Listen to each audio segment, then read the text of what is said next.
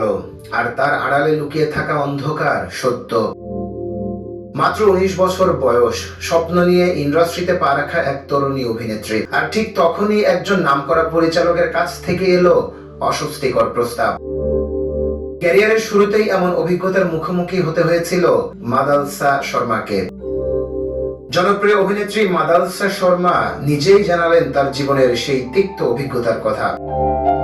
একটি মিটিং যা হওয়ার কথা ছিল পেশাদার অডিশন, কিন্তু কথোপকথনের মাঝেই হঠাৎ মোড় নেয় পরিস্থিতি। পরিচালকের প্রশ্ন, তুমি কি বিকিনি পরতে স্বচ্ছন্দ? প্রথমে বিষয়টিকে চরিত্রের প্রয়োজনে ভেবেছিলেন তিনি, কিন্তু এরপরেই আসে আসল চমক। পরিচালকের দাবি, এখনই আমার সামনে বিকিনি পরে দেখাও, তোমার বডি ল্যাঙ্গুয়েজ দেখতে চাই।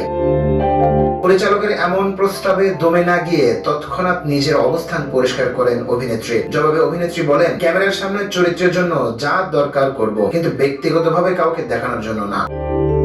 মাদালসা সেই পরিচালককে সোজাসুজি বলেন, আপনি যদি আমার প্রতিভার ভিত্তিতে আমাকে সুযোগ দিতে চান তবে দিন, না হলে আমি জানি দরজা কোন দিকে। এরপরেই তিনি সেই মিটিং ছেড়ে বেরিয়ে আসেন।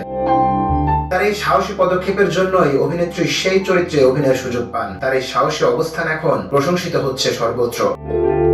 জনপ্রিয় টেলিভিশন ধারাবাহিক অনুপমাতে কাব্য চরিত্রে অভিনয়ের মাধ্যমে ব্যাপক পরিচিতি পান মাদালসা শর্মা। ছোট পর্দার পরিচিত মুখ মাদালসা শর্মা সম্পর্কে তিনি অভিনেতা মিঠুন চক্রবর্তীর পুত্রবধূ। ইন্ডাস্ট্রিতে পা রাখার পর শুরুর দিকে নাকি তাকে অনেক কিছু সহ্য করতে হয়েছিল। সম্প্রতি সেটা নিয়েই মুখ খুললেন মাদালসা।